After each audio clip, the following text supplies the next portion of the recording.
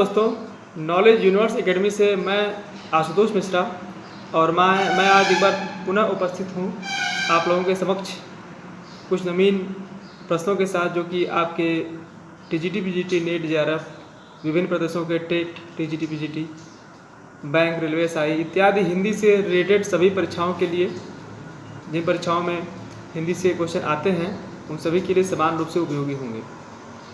उम्मीद है आपके लिए यह बहुत ही उपयोगी होगा। तो समय को व्यर्थ न करते हुए हम सीधे शुरू करते हैं क्वेश्चन को। तो क्वेश्चन नंबर 1 है, धाराधर धावन शीर्षक से कालिदास कृत मेघदूत का पद्यबद्ध अनुवाद किसने किया? उत्तर है राय देवी प्रसाद पूर्ण। जैसा कि आप लोग देख पा रहे हैं कि इसमें क्वेश्चन और आंसर हम दोनों चीज़ हमने मेंशन किया हुआ है ऑलरेडी, ताकि आपको कोई दिक्कत ना हो। अगला प्रश्न है, साहित्य को ज्ञान राशि का संचित कोश किसने कहा? उत्तर है महावीर प्रसाद द्विवेदी। नेक्स्ट क्वेश्चन है, हम कौन थे, क्या हो गए हैं और क्या होंगे अभी, आओ विचारें आज मिलकर ये समस्याएं सभी। पंक्ति किसकी है? तो ये पंक्ति है मैथिली शरण गुप्त की, जो उनकी रचना थी भारत भारती, उसी से है ये। ठीक है, जैसे कि आप लोग स्क्रीन पे देख पा रहे होंगे। नेक्स्ट क्वेश्चन है, राम नरेश त्रिपाठी की स्फुट कविताओं का संग्रह है।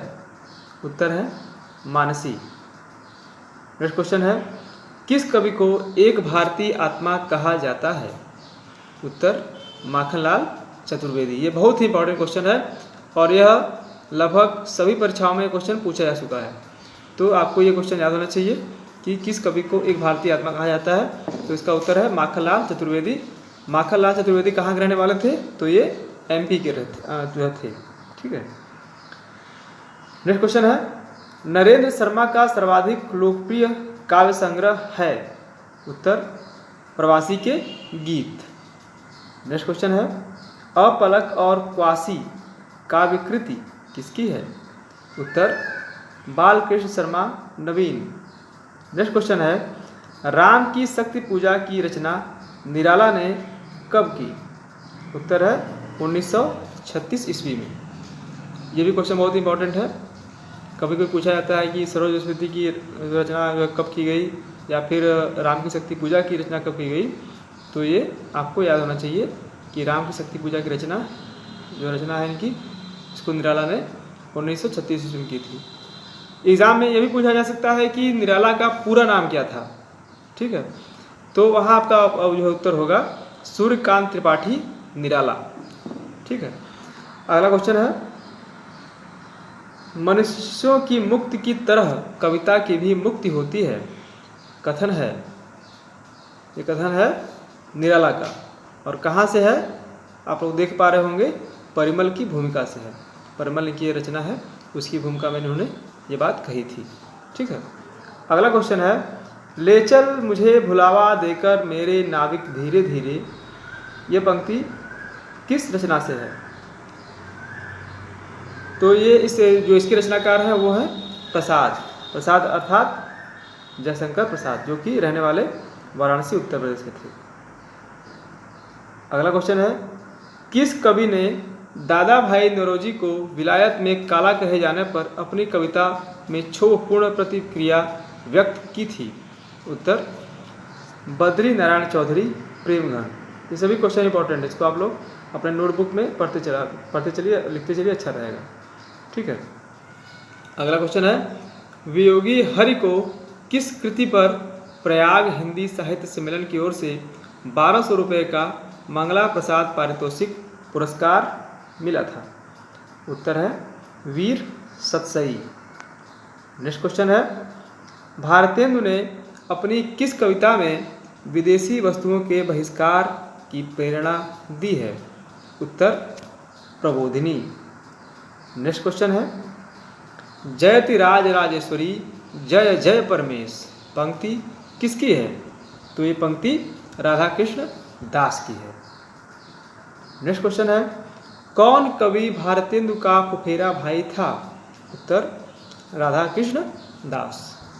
नेक्स्ट क्वेश्चन है, हिंदी हिंदू हिंदुस्तान का नारा किसने दिया? उत्तर, प्रताप नारायण मिश्र। नेक्स्ट क्वेश्चन है, बद्री नारायण चौधरी प्रेमघन ने उर्दू में गजल आदि की रचना किस उपन्यास से की है? उत्तर, अब्र। नेक्स्ट क्वेश्चन है, अंग्रेजी काव्य कृतियों के भाषांतरण का आरंभ किस युग में हुआ? उत्तर, भारतेंदु युग में हुआ। ठीक है। नेक्स्ट क्वेश्चन है, खुसरो जैसी पहेलियाँ और मुकरियाँ किसने लिखी? तो इसको लिखा था भारतेंदु हरिश्चंद्र ने। देखिए, खुसरो का जो पूरा नाम था वो था अमीर खुसरो। खुसरो ने तो पहेलियाँ और मुकरियाँ पर बहुत कुछ लिखा है, उनकी बहुत सारी पहेलियाँ और मुकरियाँ बहुत ही विख्यात हुई हैं। लेकिन अगर कभी कभी एग्जाम में पूछता है ये कि खुसरो के जैसी पहेलियाँ और मुकरियाँ और किसने लिखा, तो आपका उत्तर होगा भारतेंदु हरिश्चंद्र। तो इन सब छोटी छोटी बातों को भी आपको एकदम ध्यान देते हुए चलना होगा कि पहले उस तथ्य पर किसने काम किया हुआ है और अभी कौन काम कर रहा है। ठीक है। तो पहले लिखा था खुसरो ने, फिर जो है लिखा था भारतेंदु युग ने। भारतेंदु जी ने हमारे जो है भारतेंदु का पूरा नाम था भारतेंदु हरिश्चंद्र। नेक्स्ट क्वेश्चन है, समस्या पूर्ति किस युग की लोकप्रिय काव्य पद्धति थी? उत्तर, भारतेंदु युग। नेक्स्ट क्वेश्चन है, हिंदी साहित्य में आधुनिकता के प्रवर्तक कौन माने जाते हैं? उत्तर, भारतेंदु जी माने जाते हैं। नेक्स्ट क्वेश्चन है, हिंदी की हिमायत किसकी कविता है? उत्तर, प्रताप नारायण मिश्र। हमारो उत्तम भारत देश किसकी पंक्ति है? उत्तर है इसका राधाचरण गोस्वामी जी की पंक्ति है। नेक्स्ट क्वेश्चन है, आधुनिक काल के प्रारंभिक काल को क्या कहा जाता है? उत्तर, पुनर्जागरण काल या भारतेंदु युग। ठीक है। नेक्स्ट क्वेश्चन है, आधुनिक काल को गद्य काल किसने कहा? तो आधुनिक काल को गद्य काल कहा था आचार्य रामचंद्र शुक्ल ने।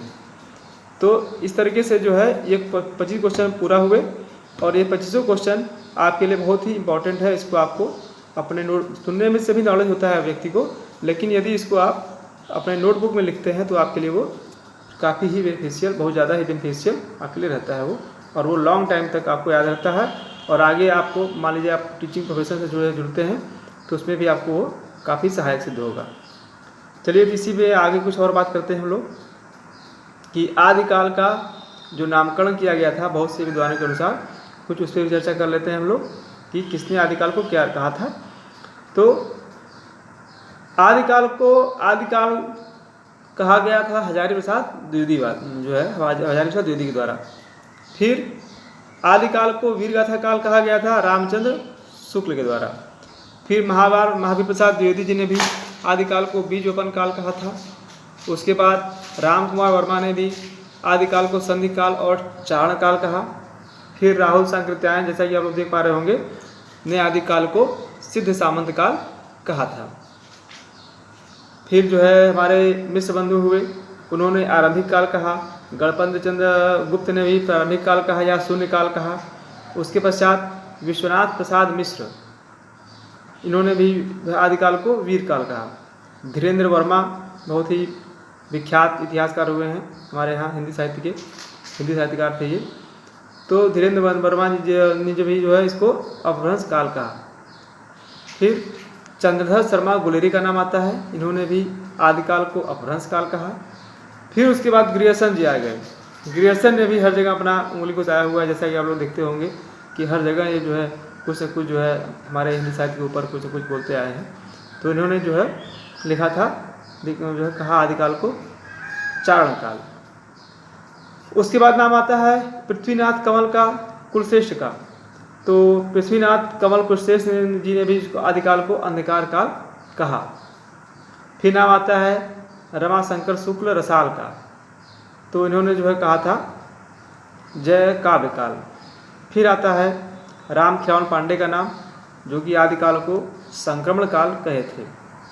हरिश्चंद्र वर्मा ने भी आदिकाल को संक्रमण काल कहा। सुमन राजे ने आदिकाल को आधार काल कहा। शंभुनाथ सिंह ने आदिकाल को प्राचीन काल कहा, वासुदेव सिंह ने आदिकाल को उद्भव काल कहा, राम प्रसाद मिश्र ने आदिकाल को संक्रांति काल कहा, शैलेश जैदी ने आदिकाल को आविर्भाव काल कहा, हरीश महोदय ने आदिकाल को उत्तर अपभ्रंश काल कहा है, बच्चन सिंह ने आदिकाल को जातीय साहित्य का उदय कहा है। उसके बाद नाम आता है श्याम सुंदर दास जी का। इन्होंने जो है आदिकाल को श्याम वीर काल या अपभ्रंश काल की संज्ञा दी है। तो इस प्रकार से ये सभी क्वेश्चन हैं आपके लिए महत्वपूर्ण हैं। और किसने क्या कहा, ये क्वेश्चन अक्सर आता है, कुछ से कुछ मतलब पूछ ही देगा इसमें कि किसके द्वारा संक्रांति काल किसके द्वारा कहा गया, प्राचीन काल किसने कहा, बीजोपन काल किसने कहा, उसे 4 ऑप्शन दे देगा। ठीक है, तो मैं ऑप्शन वाला क्वेश्चन आपको इसलिए जो है अभी नहीं बता पा रहा हूँ क्योंकि ऑप्शन रहेगा तो उसमें थोड़ा सा आदमी कन्फ्यूज होता है, लेकिन अगर ऑलरेडी उसके पास केवल उसका एक ही आंसर पढ़ा हुआ है वो, तो वो ज़्यादा उसके लिए अच्छा रहता है और बहुत ही लॉन्ग टाइम के लिए आपके पास उसका उत्तर आपके माइंड में सेट रहता है। तो ऑप्शन वाला भी आप जो है क्वेश्चन पढ़ते रहिए, लेकिन साथ साथ जो 1 लाइनर क्वेश्चन होते हैं ये भी काफ़ी इंपॉर्टेंट होते हैं, इसीलिए मैं आप लोगों के समक्ष जो है 1 लाइनर क्वेश्चन ही अभी लेके उपस्थित हो रहा हूँ। आगे ऑप्शन वाला भी शामिल करेंगे, लेकिन फिलहाल अभी 1 लाइनर क्वेश्चन भी हम लोग बात करेंगे जो कि अभी एग्जाम के पर्पज़ से आपके लिए काफ़ी उपयोगी सिद्ध होगा। जैसा कि आप लोग जान रहे होंगे कि अभी यूपी टीजीटी पीजीटी का डेट भी आ गया है। उम्मीद है कि 7-8 अगस्त को टीजीटी का हम लोग का परीक्षा होगा हिंदी साहित्य का, और 17-18 अगस्त के आसपास पीजीटी का होगा परीक्षा। ठीक है, टीजीटी का होगा 7-8 अगस्त को, पीजीटी का होगा 17-18 अगस्त को। तो अभी आप जो है मान के चलिए कि परीक्षा होगी तो अपनी तैयारी को एक रूप आप दें, क्योंकि अब समय नहीं है, ज़रा सा भी समय नहीं है अब, तो हर काम छोड़ दीजिए, आप केवल अपने पढ़ाई पे ध्यान दीजिए और ये मेक श्योर हो के तैयारी अपना करिए कि आपका सिलेक्शन इस बार होना ही होना है। ठीक है, कभी मैं सोचिए कि नहीं सिलेक्शन नहीं हो पाएगा, मेरी तैयारी अच्छी नहीं है, अब तो बहुत अब समय नहीं बचा है, ऐसा कुछ नहीं है। आप तैयारी दें, तैयारी करें, आप एक तैयारी को अपने मूर्त रूप दें, सफलता मिलनी आपको निश्चित है, तय है। इन्हीं सब के साथ मैं अपने वाणी को बजा देता हूँ। उम्मीद है आपको यह वीडियो अच्छा लगा होगा। यदि आपको यह वीडियो अच्छा लगा हो तो इसे लाइक करें, शेयर करें, कमेंट करें और इस चैनल को सब्सक्राइब करना न भूलें।